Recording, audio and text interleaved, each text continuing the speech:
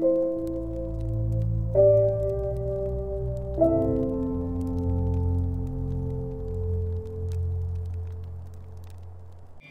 հեռուստադիտողներ, Ծիծեռնակաբերդի բարձունքից շարունակում ենք հարցազրույցների մեր շարքը։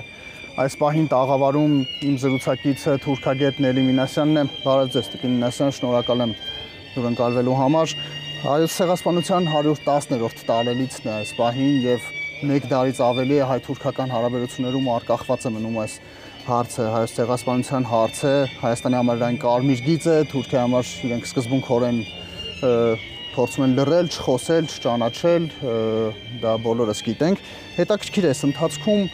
արդյոք որևէ կերպ Թուրքիայում քաղաքականությունը փոխվել է, այս պահին իրենք ինչ ուղով են առաջ գնում, մերժելու, ժխտողականության, լռելու, որն է այս պահին իրենց ուղին, որով իրենք շարժվում են հայոց ցեղասպանության հարցում։ Ես մի փոքր պատմական, այսպես, դիսկուրս կատարեմ։ Ուրեմն ցեղասպանության խնդրի հետ կապված ըստ էության ժխտողականության քաղաքականությունը ձևավորվել է դեռևս 1920-ական թվականներից, երբ որ ձևավորվեցին Թուրքիայում իրենց հիմնական պատմագիտական, այսպես, հայեցակարգը, դեռևս Քեմալի ժամանակաշրջանում, եւ բնականաբար ժխտողականության դիրքերից իրենք հանդես եկան, եւ մեծ հաշվով այդ քաղաքականությունը մինչեւ այսօր շարունակվում է։ Թուրքիայում տեսեք, այս տասնամյակների ընթացքում տարբեր կառավարություններ փոխվեցին, տարբեր քաղաքական ուժեր եկան իշխանության գլուխ, բայց այս հարցի հետ կապված հիմնականում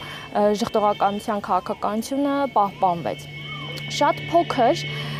փոփոխություն ըստ էության կամ կարելի ասել կարող էր փոփոխություն լինել, երբ որ եկավ իշխանության գլուխ այս իշխանությունը, այսինքն Արդարություն եւ Զարգացում կուսակցությունը։ Այնտեղ շատ այսպես նուրբ երանգ կա, որովհետեւ նախկին բոլոր կուսակցությունները եւ ուժերը իրենք ազգայնական ուժեր էին եւ բնականաբար այդ ամբողջ ժխտողականության քաղաքականությունը ձևավորվել էր ազգայնական ուժերի կողմից, իսկ այս իշխանությունը ավելի շուտ կրոնական, իսլամի դրույթներին էր շատ տեղ տալիս եւ նաեւ բնականաբար մի շարք այլ գործընթացների համատեքստում նկատելի դարձավ հայ-թուրքական գործընթացը հայտնի, ուրեմն Սյուրիխյան ուրեմն գործընթացը, բայց եւ իմջարից ասեմ Էրդողանի որոշակի վերաբերմունքը ցեղասպանության հետ կապված, օրինակ նա առաջինն էր, որ ապրիլի 24-ին ուղեր ցղեց,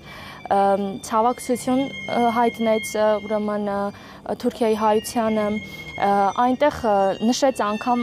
որ մեծ ողբերգություն է եղել եւ այլն, այսինքն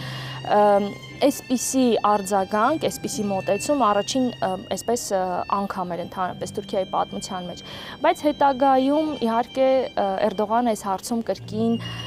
տուրք տվեց ըստ էության ազգայնականների որդեգրած քաղաքականությանը եւ փաստացի մենք այսօր ունենք այն, որ Թուրքիան շարունակում է ժխտողականության քաղաքականությունը եւ մեծ հաշվով գործընթացը երկրորդական պլան է գնացել։ Իսկ արդյոք ցեղասպանության վերաբերյալ դիրքորոշումը հանրության շրջանում, օրինակ մասնավորապես այժմյան երիտասարդության շրջանում որոշակի փոփոխության ենթարկվել է, թե ոչ, որովհետև հանրությունը կարող է առաջ չքաշել այն դիրքորոշումը, որը պետականորեն է տարվում, ունեն իշխանությունները։ Ինչպես են թուրք ժողովուրդը, հասարակ մարդիկ վերաբերում այս հարցին։ Գիտեք, մի փոքր դժվար է պատասխանել, որովհետև հասարակության նախ տարբեր շերտեր կան ու մենք էլ ըստ էության, քանի որ չունենք հարաբերություններ, չունենք նաև հնարավորություն որևէ հետազոտություններ կատարելու։ Բայց ես կասեմ այսպես, որ ժամանակակից թուրք երիտասարդությունը ինքը այստեղ նայած որ թևի մասին է խոսքը, որտեղ արևմտյան խոշոր քաղաքներում ներկայացված հատված իրան ավելի շատ եվրոպական արժեքների այսպես հետևորդ է համարում եւ այստեղ այս առումով որոշակի դրական կամ որոշակի հակառակ այսպես քննարկումներ կան, բայց մեծ հաշվով այդ խնդիրը քաղաքականության տիրույթում է։ Այսինքն եթե պետությունը ինքը որոշի գնալ ինչ որ գործընթացների, կարծում եմ հասարակության մեջ ինչ որ ընդդիմություն չի լինելու, իհարկե ազգայնական շրջանները թողած, որտեղ ազգայնական շրջանները բնականաբար աղմուկ եւ այլն կանեն անպայման։ Ամեն դեպքում նախկինում եթե խոսում էին մարդիկ ցեղասպանության մասին, խիստ պատիժների են ենթարկվում, ձերբակալություններ, հա, այսինքն ոնց որ պատժելու քայլ էր, պատժելու։ Հա, հասկացա։ Այո, իրենց քրեական օրենսգրքում կար նման հոդված, բայց գիտեք, հիմա նախ ընդհանրապես ցեղասպանության խնդրի հետ կապված գործընթացներն այսօր երկրորդական պլանում են։ Մի շարք գործոններով պայմանավորված։ Օրինակ նույն ինքը Թուրքիան, եթե 90-ական թվականներին շատ անհանգստացած էր այդ խնդրով, ապա տեսնում ենք, որ 2000-ական թվականներին այդքան չէ։ Հակառակ ինքը իրան ավելի վստահազգում եւ դրա այսպես արդյունքներից մեկը այն էր կամ դրսևորումներից, որ Ցյուրիխյան արձանագրությունների մեջ այդ մեկ կետը ընդգրկվեց պատմաբաների հանձնաժողովի ստեղծման հետ կապված եւ ավելի ուշ, տեսեք, Թուրքիայի համար շատ կարևոր էին գերտերությունների ովքեր կճանաչեն, որտեվ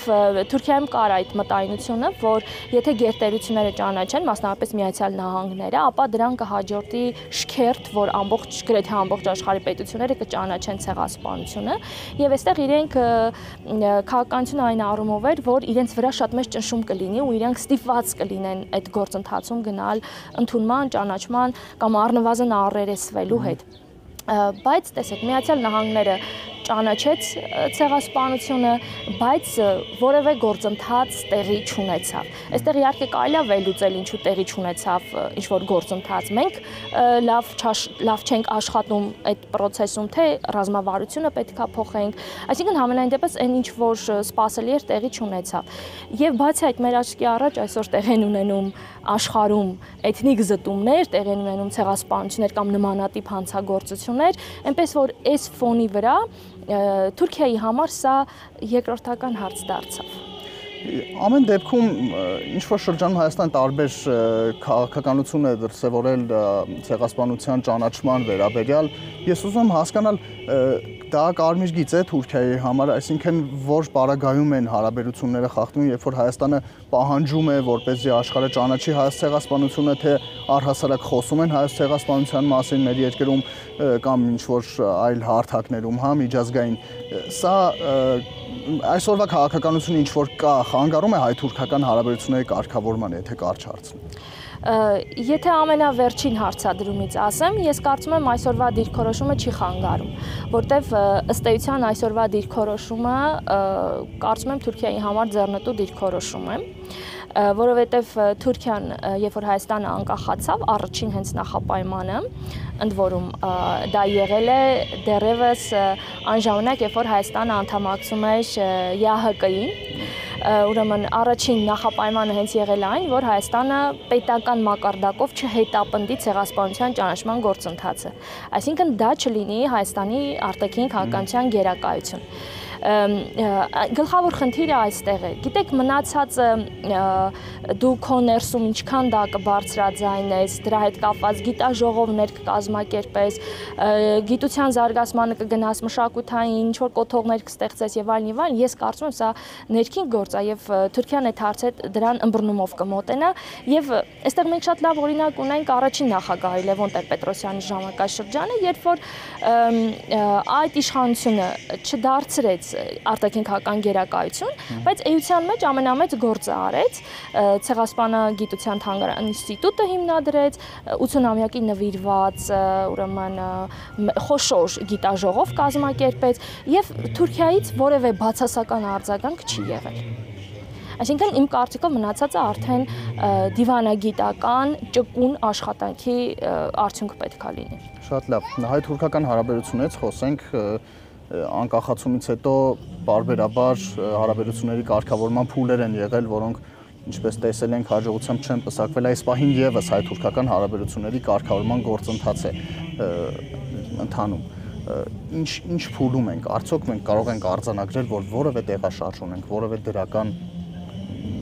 քայլ կա այս գործընթացում, թե եւ խանգարող կողմը, հա, ամեն դեպքում Հայաստանի կողմից պատրաստակամություն կա, Թուրքիայից կարծես շատ սառն է։ Ինչ իրավիճակ է։ Գիտեք, ես կասեի Թուրքիայից է շատ սառը չեն։ Տեսեք, Անտալիայի դիվանագիտական ֆորումը օրեր առաջ էր ընդհանրապես տեղի ունեցել եւ այնտեղ եղած քննարկումները, հանդիպումները, հարցազրույցները վկայում են այն մասին եւ նաեւ վերջում արտգործնախարար Միրզոյանի տված հարցազրույցը վկայում է այն մասին, որ կա որոշակի գործընթաց։ Համենայն դեպս այնտեղ ասվեց, որ երկկողմանի քննարկում է եղել Անիի կամրջի վերանորոգման հետ կապված եւ կարծես թե կա փոխըմբռնում միասին աշխատանքները սկսելու, երկաթուղու վերագործարկման հետ կապված եղել են հանդիպումներ, եղել են ինչ-որ ուրեմն քննարկումներ եւ կարելի է ենթադրել, որ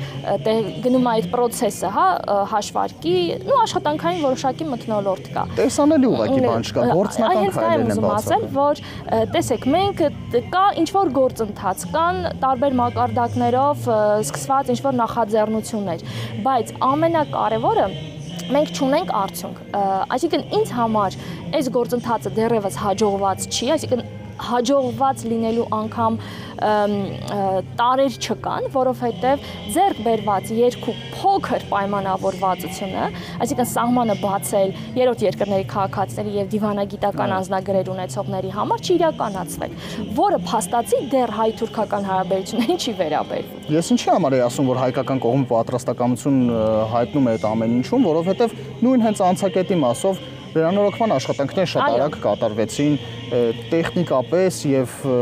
ենթակառուցվածքների առումով ամեն ինչ պատրաստ է, բայց հակառակ կողմից ազդակը չկա։ Այսինքն սա ուղղակի հայտարարություններ են, որ ինչ-որ ֆորումների, հա, միջազգային տենց կարևոր իրադարձությունների ժամանակ արվում են ու հետո շարունակում են մնալ թղթի վրա կամ զուտ պայմանավորվածությունների մակարդակով, թե ամեն դեպքում ակնկալ ենք որևէ բան։ Գիտեք ինչ, իմ կարծիքով ինչ-որ մեջտեղի ինչ-որ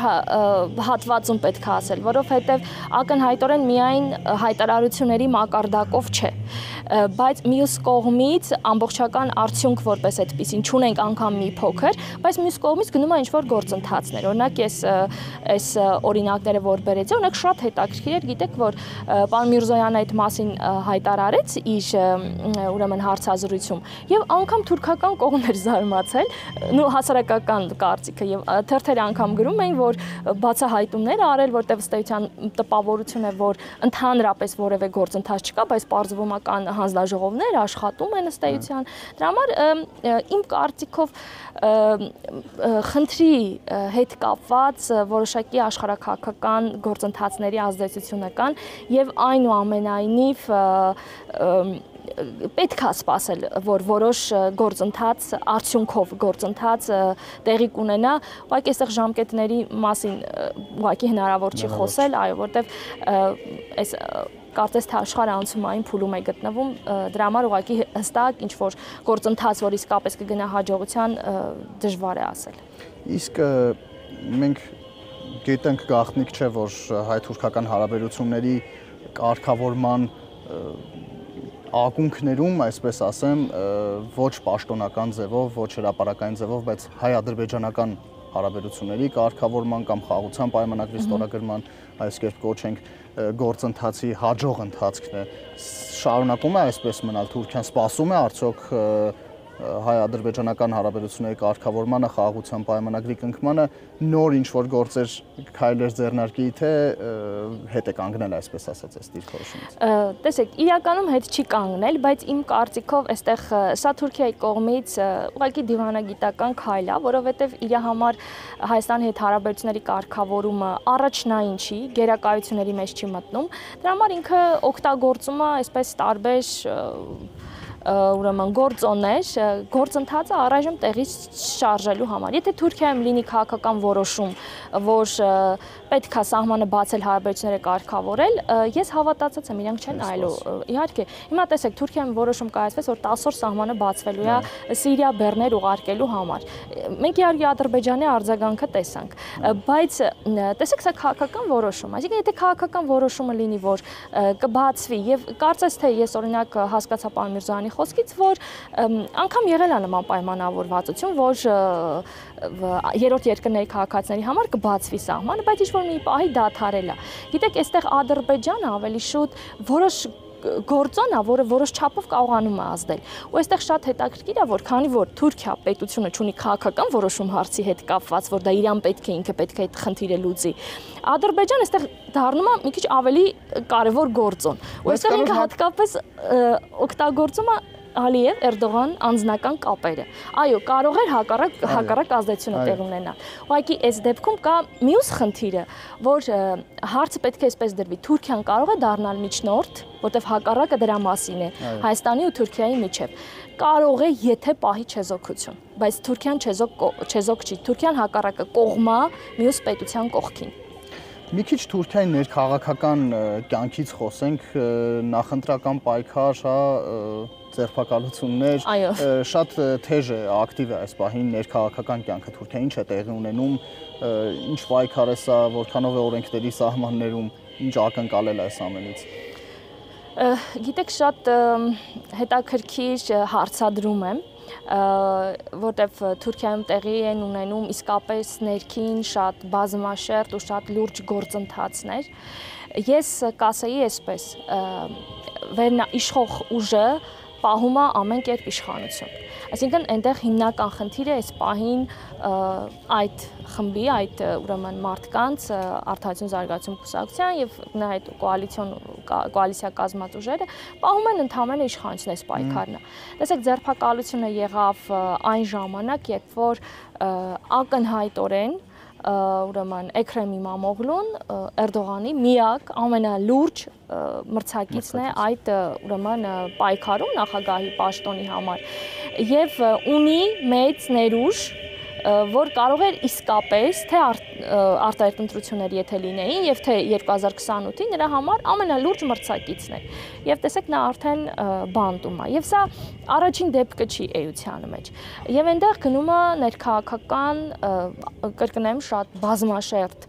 ուրեմն գործընթացներ, թե ինչով կավարտվեն այդ գործընթացները, էլի դժվար է ասել, որովհետեւ ավելի շուտ կապված կլինի մի քանի կարևոր գործընթացներ։ Թուրքիան օրինակ միայն ներքինից ասեմ, տեսեք, օրինակ Թուրքիան կկարողանա ներքաղաքական խնդիրները, այսինքն սոցիալ-տնտեսական խնդիրները հիմնականում լուծել, որ դա իշխանության համար շատ կարևոր է, թե ընդդիմությունը այդ խնդիրները կկարողանա գեներացնել եւ ուրեմն էլ ավելի ճգնաժամային վիճակ ստեղծել։ Այսինքն ներքաղաքական զարգացումները Թուրքիայում դեռ առջևում են, թե իշխանության ուրեմն փոփոխության կամ տրանսֆորմացիայի հետ կապված։ Բայց իրատեսական է Գիտեք, այս պահի դրությամբ այն ինֆորմացիան, որը մեզ հասանելի է, որովհետև ամեն ինչ չէ, որ հասանելի է, հենց բաց ինֆորմացիայի մասին եմ ասում, որտեվ շատ են իշխանությունները վերահսկում, փակում են ուրեմն լրատվականները եւ այլն։ Այս պահի դրությամբ ես կարծում եմ ընդդիմության շանսերը շատ մեծ չեն։ Երկրի ներսում իհարկե կա մեծ դժգոհություն, հատկապես երիտասարդության շրջանում շատ կա, որոնք տեսեք մարտի 19-ից մինչև այսօր անդադար ցույցեր են անցկացնում, ակցիաներ են իրականացնում, ստորագրահավաքներ են սկսել, թերևս ամենակարևոր այսպես շրջադարձային կետ կարելի է համարել, արդյոք ընդդիմությունը կկարողանա հավաքել այդ 28 միլիոն ձայնը։ Եթե 28 միլիոն ստորագրությունը իրենք 28 միլիոներորդը ստացան, ուրեմն պետք է սպասել լուրջ գործընթացների։ Եթե չստացան, ուրեմն դա կմարի իմ կարծիքով կամ առնվազն համենայն դեպս այն հնչեղությունը չի ունենա։ Եվ կա իհարկե երկրորդ տարբերակը, եթե արտաքին ուժերը որոշակի ազդեցություն գործեն, որը կրկին այս պահին չի երևում։ Տիկին Նեսյան, քանի որ սոցիալական վիճակից նաև կարճ անդրադարձ եղավ սոցիալ-տնտեսական վիճակից, սա վերջին հարցն է, ամփոփենք, բայց խոսենք նաև Թուրքիայի տնտեսական կյանքի մասին, որովհետև շատ մեծ բարդություններ են տեղի ունենում, բարդ իրավիճակի առաջ է Թուրքիայի տնտեսությունը, կկարողանա արդյոք հաղթահարել, ինչ տարբերակներ կան, դա կապված թե լիրայի արժեզրկման հետ, թե առհասարակ մեծ գնաճի հետ, ինձ թվում է դժգոհությունների որոշակի ծավալը կամ գուցե մեծ մասը հենց այս ուղղությամբ են ձևավորվում, այսինքն իրենց բարդ տնտեսական վիճակից են մարդիկ բողոքում։ Գիտեք, այո, մարդիկ տնտեսական վիճակից շատ են դժգոհում, բայց որքանով որ ես եմ հետևել, դեռ ընդդիմությունը այս կոնկրետ այս process-ը դեռ չի կարողացել ամբողջությամբ գեներացնի։ Նրանք դեռ իհարկե խնդիրը կա, իրանք անդադ քննադատում են, ներկայացնում են եւ այլն, բայց այդ թեզով չեն առաջ։ բայց այդ թեզով չեն առաջնորդվում, դա թեզերից մեկն է ու ըստ էության ոչ առաջնային, որտեղ այնտեղ իրանք առաջնային օրինակ դրել են արդարության հարցը, ուրեմն ազատությունների հարցը, վերջապես իշխանափոխության հարցը, որ ուղղակի դեմոկրատական արժեքների հարցը, չգիտեմ, գուցե սա արել են որպեսզի արևմուտքի աջակցությունը ստանան, որ այս պահին չկա, տեսանելի չի, բայց բացառված չի, որ ինչ-որ փուլ հետո իրենք այս հարցը դարձնեն առաջնային, որտեղ ամեն դեպքում, եթե ընդդիմությունը միջև վերջ որոշելա գնա իշխանափոխության ճանապարհով ու դա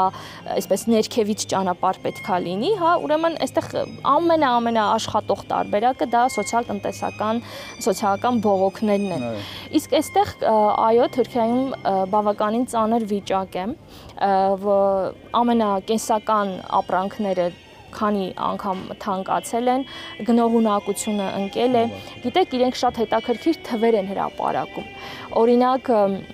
օրեր առաջ հրապարակեցին թվեր, որ իրենք ասում են,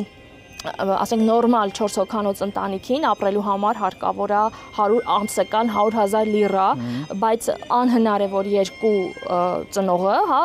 ամսվա մեջ կարողանան այդքան գումար աշխատեն Թուրքիայի եղած ուրեմն աշխատավարձի պայմաններում եւ նշում են, որ ուրեմն այս չափանիշով 80%-ը միջինից ցածրը, այսինքն աղքատ է փաստացի,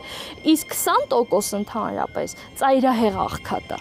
Այսինքն տեսեք, ու Թուրքիայի հասարակության մեջ բևեռացումը շատ է շատացել, շատ հարուստներ եւ շատ աղքատներ, այո։ Եվ սրան էլ ավելանում է օրինակ բնակչության խնդիրը, օրինակ Թուրքիայում վերջին օրերին շատ էին բարձրաձայնում ծնելիության մակարդակի մասին եւ գիտեք շատ հետաքրքիր է, որ օրինակ բերվեց, որ եթե արևելյան շրջանները չլինեն, ծնելիությունը ընդհանրապես ոչ միայն 0 կլինի, այլ մինուս թվերի մեջ արդեն կլինի, բայց այս էլ ուրիշ խնդիրներ է բերում, որտեղ արևելյան շրջանում թուրք բնակչություն չի, մեծամասամբ քուրդ բնակչություն է։ Այսինքն ներքաղաքական շատ լուրջ խնդիրներ կան։ Այս ֆոնին իհարկե իշխանությունը փորձում են էլի ներդրումներ բերի, որտեղ առանց ներդրումների հնարավոր չի, բայց այս հարցում իրանք լուրջ առաջընթաց չունեն։ Հետաքրքիր է, որ այս թեզը ընդդիմությունը չի առաջնային։ Չէ, իրանք իրականում բարձրացնում են իրականում, բայց էլի կրկնեմ, առաջին տեղում չեն այս։ Առայժմ սա առաջին տեղում չէ, այսինքն առաջին տեղում իրանք դեռ դնում են արդարության, մարդու իրավունքների պաշտպանության, դատական համակարգի ուրեմն հետ կապված, այսինքն իմ կարծիքով այն ինչը որ առաջին հերթին այս պահին թուրք հասարակությունը ինքը զգում է, սոցիալ-տնտեսականը գալիս է ոնց որ երկրորդ փուլում, այստեղ ուղղակի եթե համեմատենք, ուրեմն այս հասարակության համար առաջնային առայժմ այն խնդիրները, քան թե սոցիալական ուրեմն խնդիրները։ Շնորհակալություն հետաքրքիր զրույցի համար, Տիկին Մինասյան, հարգելի հեռուստադիտողներ, մենք զրուցում էինք թուրքագետ Նելի Մինասյանի հետ։